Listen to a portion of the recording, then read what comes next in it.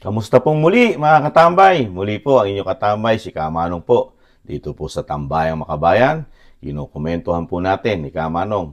Ito po, komentuhan po natin ang isang balita po dito po sa News 5 mga katambay.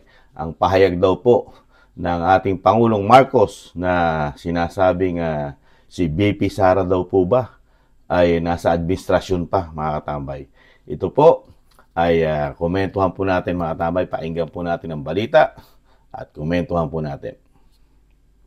Isa pang inaantabayanan ng taong bayan ay ang mga galaw sa politika. Sabi ni Pangulong Bongbong Marcos kanina, meron pa ring unity team. Pero kung kasama riyan si Vice President Sara Duterte, nakadepende raw kung kanino siya papanig.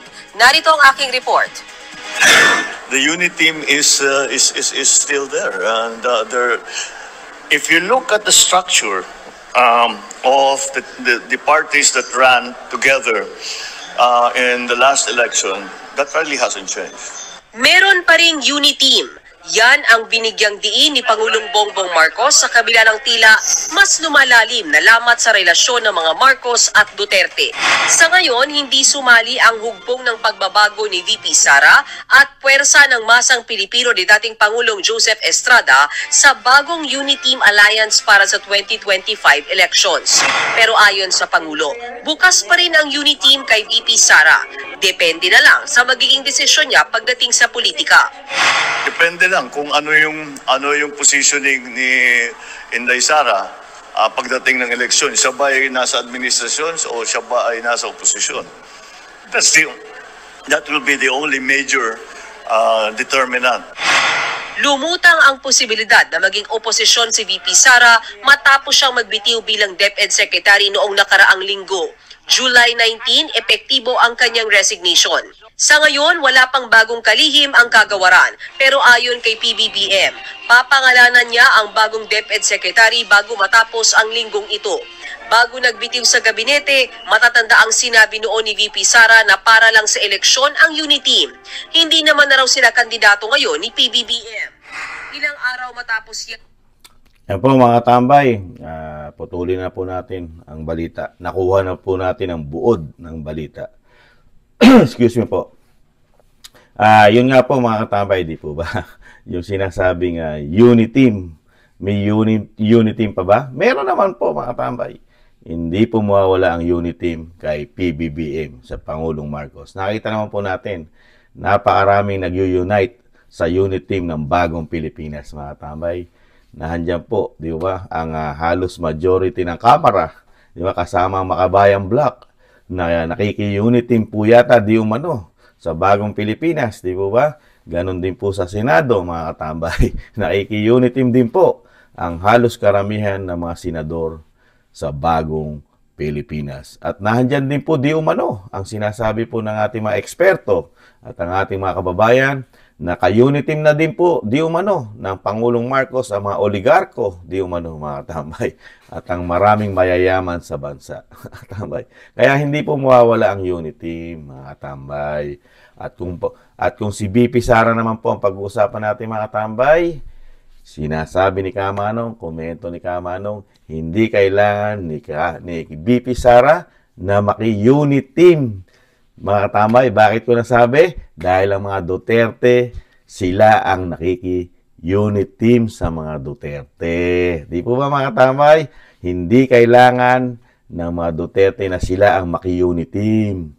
Lumalapit ang mga politiko sa mga Duterte para maki-unit team po. Di po ba? Ano po ba nangyari? Balik tanaw natin. Sino po ba ang naki-unit team sa mga Duterte? Si BP Sara po ba? Hindi. Di po ba? Nung nakarang halalan po, sino po ang talagang gigil na makuha at maka-unity team? Ang Vice President, siya po ba? Hindi rin. Di po ba mga tamay? Kung hindi ang mga Marcos. Di po ba? Niligawan po nilang niligawan kasama po ang Senadora Amy Marcos. Dahil mismong ang Senadora Amy Marcos ang nagsabi na talagang napakatagal nilang niligawan ang Vice President Sara Duterte para lang maging ka-unity team, ka-tandem ni President Marcos, mga katambay. Di po ba?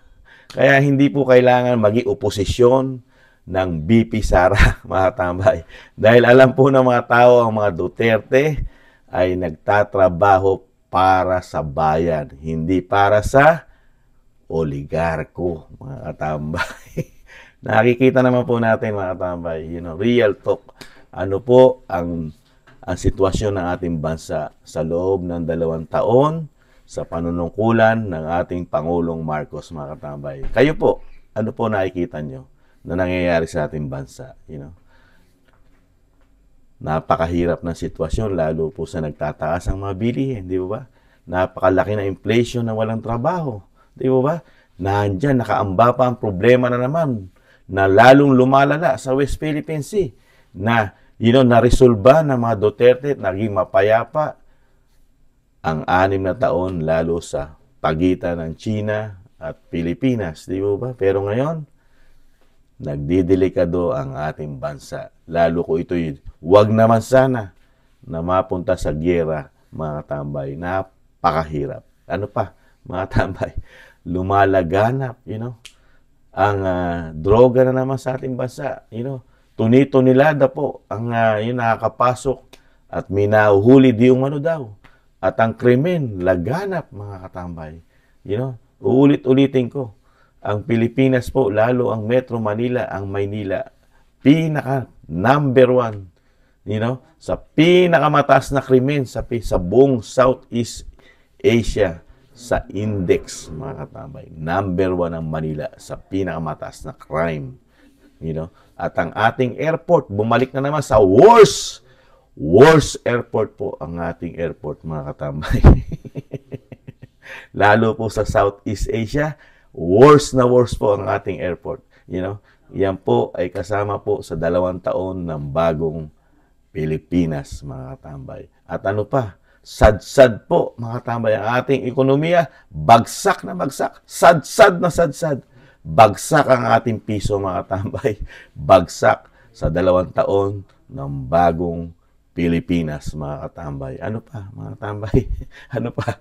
Mapakarami. Walang nagpapasok ang malalaking investor, mamumuhunan sa ating bansa, mga katambay. Kakatiting ang namumuhunan at nagtitiwala ngayon sa ating bansa sa bagong Pilipinas, mga katambay. Ano pa, mga katambay? Ano ang solusyon ng bagong Pilipinas sa atin ngayon, mga katambay? Sa loob ng 2 taon? Ayuda, mga katambay. Ayuda. Sa nagtataas ang bilihin, lalo ang pangarap na 20 pesos, mga katambay. At ibababa sa 29 na sinasabi ng ating mga kababayan na halos hindi raw makain dahil halos sa NFA po yata nakukuha ito, mga katambay. At limitado lang. Limitado lang sa market, mga katambay. Ang 29 po yata napapangako nila na naman sa ating mga kababayan, sa ating mga Pilipino, mga katambay. Kaya, yung sinasabi po ng Pangulong Marcos na ang BP Sara po ba ay nasa administrasyon o nasa oposisyon, kayo ang tatanungin ko, mga katambay. Sa sinabi lahat ni Kamanong, gugustuhin pa ba ni BP Sara na sumama sa administrasyon, mga katambay?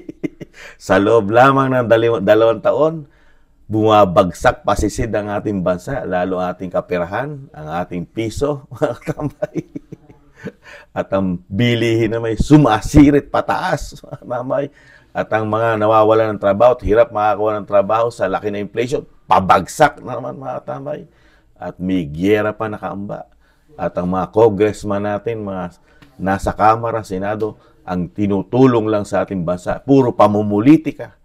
Yan po ba ang sasamahan ni BP Sara, mga katambay? Kung kayo ang tatanungin ko, dapat bang samahan ni BP Sara ang bagong Pilipinas? Di po ba? Wala halos mga proyekto. Puro groundbreaking, mga katambay.